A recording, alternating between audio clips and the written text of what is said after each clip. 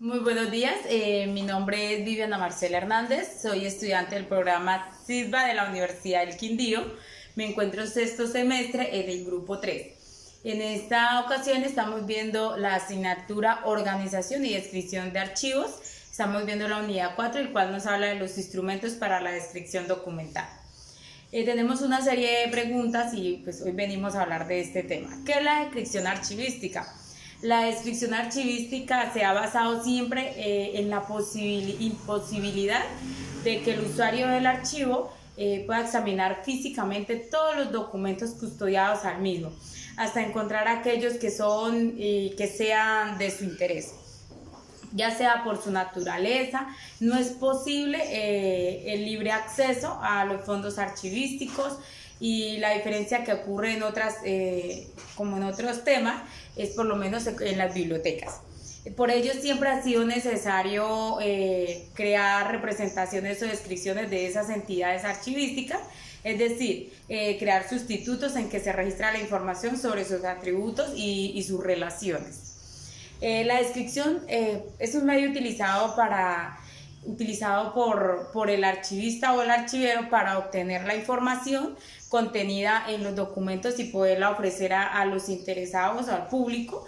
Igualmente, la descripción persigue dos objetivos muy importantes, que es dar la información a los demás y facilitar el control al archivero. La elaboración de una representación exacta de la unidad de descripción y en su caso de las partes que lo componen, mediante la recopilación, el análisis, la organización y el registro de la información, que sirve para identificar, organizar, localizar y explicar los documentos del archivo, así como en su contexto y en el sistema que lo ha producido, lo ha creado. Tradicionalmente se dice que existen como dos clases de representaciones archivísticas. De una parte tenemos las descripciones de las unidades documentales simples o compuestas, que se recogían de información sobre los tributos, por ejemplo, en la asignatura topografía, que las fechas o el contenido. Son las tradicionales asientos descriptivos, realizados en fichas manuscritos. Estas fichas descriptivas se clasificaban y se ordenaban empleando la clasificación de otras fichas, con pestañas en las que se colocaba la denominación de la serie, la sección de fondo o el fondo. Esto quería decir que se registraba en un orden jerárquico, y la posición se ocupaba en cada unidad de descripción de forma ascendente o descendente, dependiendo de cómo se fuera a utilizar. De otra parte, las representaciones de las instituciones, personas, familias o temas son los índices o son los puntos de acceso de un tipo diverso, realizados también en las fichas manuscritas o monográficas, que remitían a los asientos descriptivos y concretos.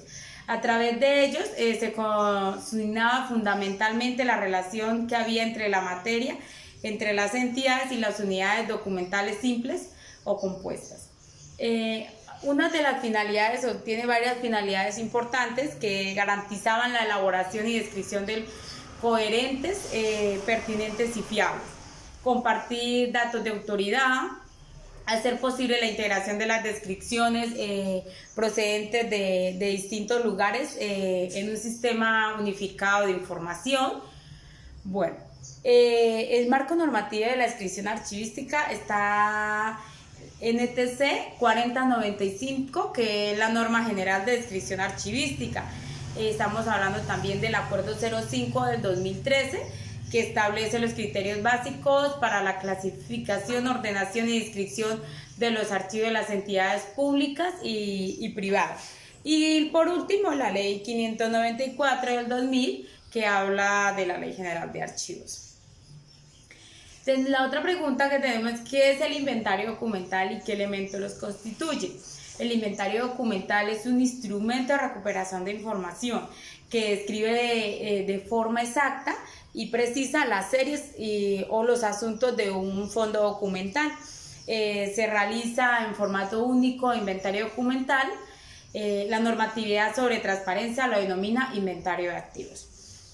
Los elementos que la constituyen, tenemos la información general, tenemos la descripción del expediente, la descripción de la unidad de conservación, los documentos especiales y la responsabilidad.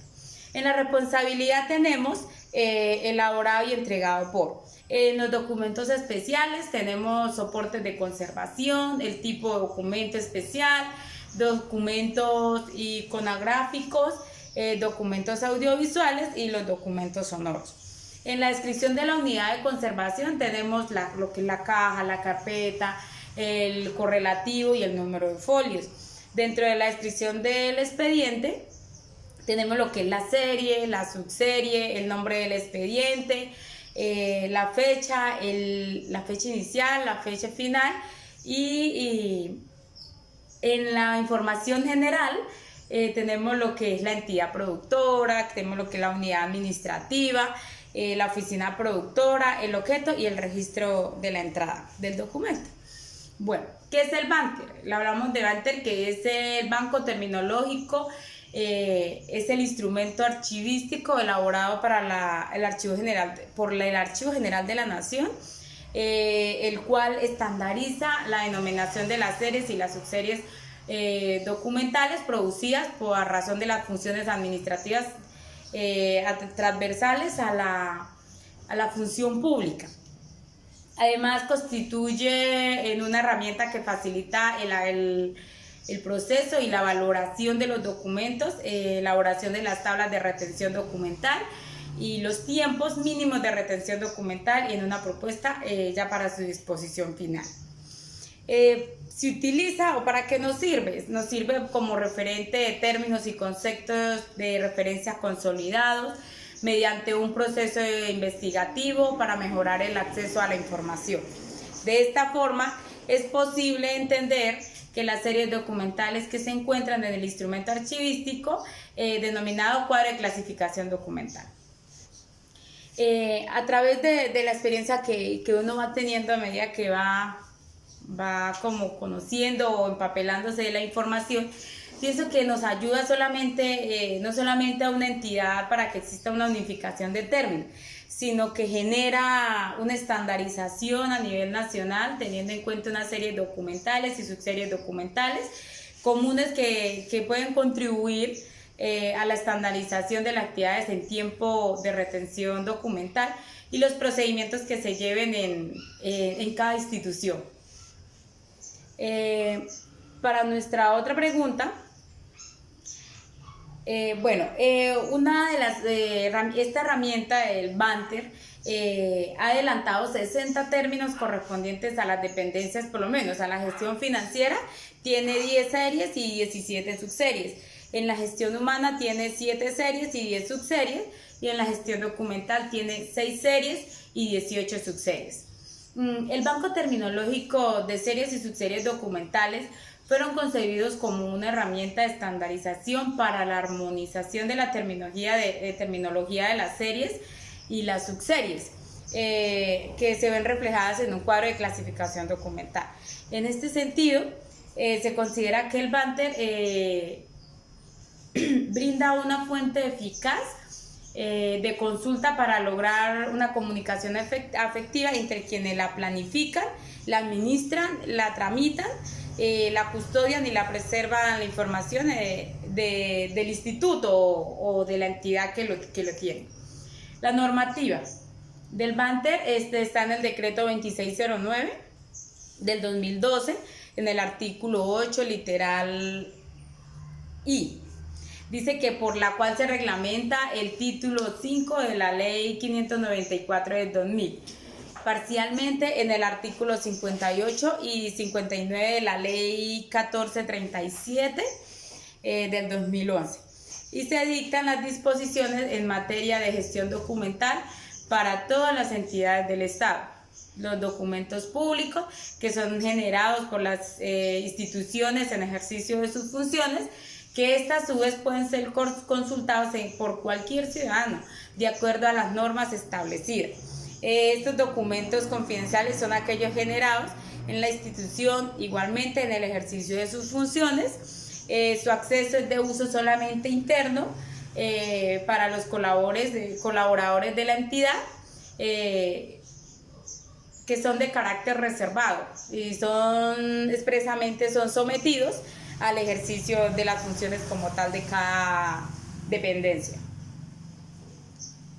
¿Qué es la tabla de control de acceso? ¿Para qué se utiliza y su normatividad?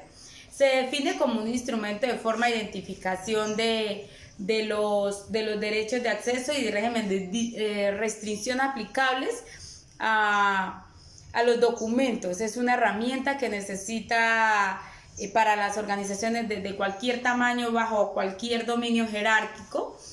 Cuanto más compleja sea, mucho más debe ser la normalización de los procedimientos y la aplicación de las categorías, el acceso y seguridad de la información.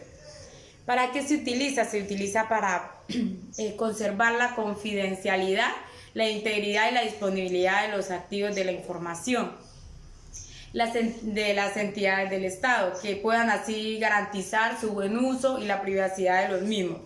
Este habilitante concentra todo lo que antes estaba en el componente de seguridad y privacidad de la información y facilitar y brindar el adecuado acceso a los servicios de administración pública o privada, haciendo uso de los medios digitales, que incluye la autenticación electrónica o la intemporabilidad de las carpetas ciudadanas, ya sea de la entidad pública o sea privada.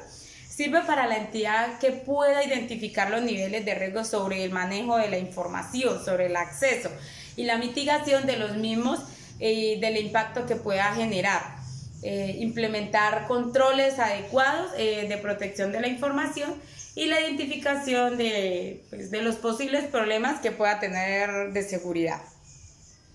Bueno, la normatividad de las tablas de control de acceso está en la ley 1712 del 2014, por medio del cual se crea la ley de transparencia y el derecho de acceso a la información pública o nacional. Se editan otras disposiciones. Estas hacen mucho énfasis en la información y en la no documentación, pero de igual manera se debe asumir que los documentos contienen la información, que es la esencia de las actividades de la seguridad que contienen las tablas de control de acceso. Muchísimas gracias por la atención prestada. Fue un aprendizaje largo, pero muy sustancioso, como lo decimos aquí en mi tierra. Muchísimas gracias y que tengan feliz día.